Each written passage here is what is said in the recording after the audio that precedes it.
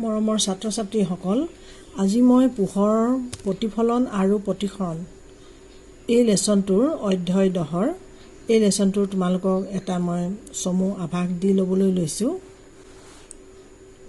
তোমালোকৰ নিজৰ পাঠটো উলিয়াইও চাই যাবা যে প্ৰথমতে আহিলে পোহৰৰ প্ৰতিফলনৰ বিষয়ে তোমালোকে অষ্টম শ্ৰেণীটো পাই আহিছা। প্ৰথমতে আমি জানিব লাগিব যে চিত্ৰ আঁকি মই বুজাই দিছো, ভালদৰে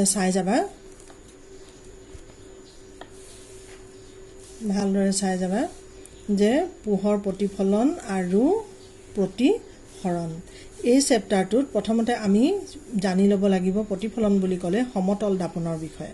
সমতল দাপন, এতিয়া এইখন ধৰা সমতল দাপন, এইখন কি দাপন? সমতল দাপন। এইফালে যে এনেকৈ চিন দিছো, এই চিনবিলাকে কি বুজাইছে? এই চিনবিলাকে এইফালে কি দি আছে? এটা পলেপ দিয়া বুজাইছে। নহলেতো এইখন গ্লাছ হ'ব যদি আমি পলেপ নিদিওঁ। এতিয়া ইয়াত এটা ৰশ্মি ধৰা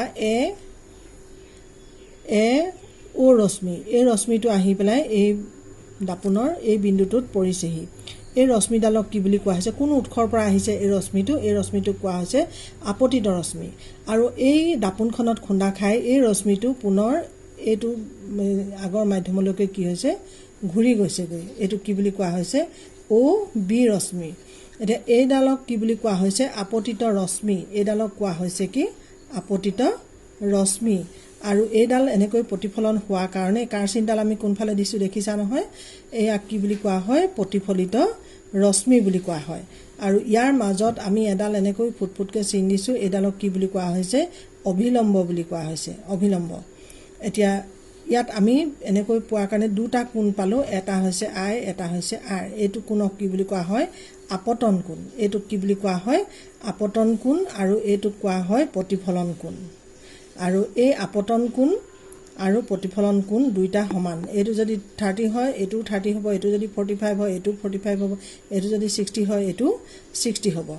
এতিয়া আমাৰ এখন হৈছে এই বিন্দুটোক কি বুলি কোৱা হয়? আপতন বিন্দু বুলি কোৱা হৈছে। এতিয়া আমাৰ সূত্ৰকেইটা কি আছিলে? প্ৰথম সূত্ৰটো আপতন কোণ, এই আপতন কোণ আৰু প্ৰতিফলন কোণ সমান। আৰু দ্বিতীয় সূত্ৰটো কি আছিলে? এইডাল হৈছে আপতিত ৰশ্মি আৰু এইডাল হৈছে প্ৰতিফলিত ৰশ্মি।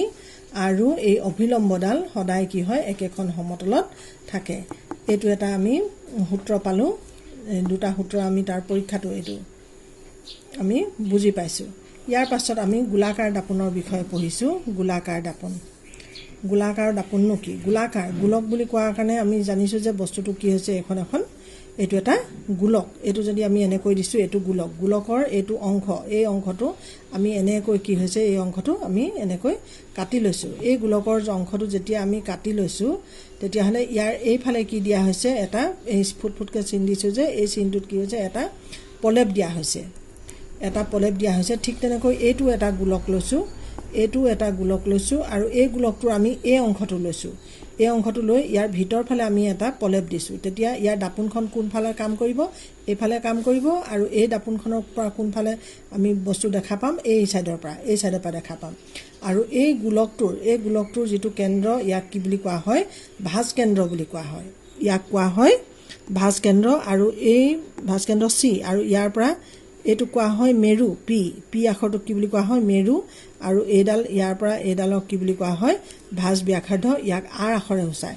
ঠিক তেনেকৈ ইয়াৰো এইটো মেৰু হৈছে এই দাপোনখনৰ যিটো কেন্দ্ৰ, এইটো মেৰু। আৰু এই গোটেই গোলকটোৰ যিটো কেন্দ্ৰ তাক চি, ভাঁজ কেন্দ্ৰ। ইয়াক ভাঁজ কেন্দ্ৰ বুলি কোৱা হয়। আৰু ইয়াৰ পৰা এইখিনি দূৰত্বটোক ভাঁজ ব্যাসাৰ্ধ, এইটো আৰ বুলি কোৱা হয়। আৰু এই দাপোনখনক এই বাহিৰ ফালে পলপ দিয়াৰ কাৰণে এইখনক কি বুলি কোৱা হৈছে? এইখন হৈছে অৱতল দাপন। খিনিলৈকে তোমালোকে আজি এই পাঠটোত ইমানখিনিলৈকে বুজাই দিছো। আৰু ইয়াৰ পাছত আমি গোলাকাৰ দাপনতনো কেনেকৈ প্ৰতিবিম্ব গঠন হয় তাৰ বিষয়ে আমি আলোচনা কৰিম।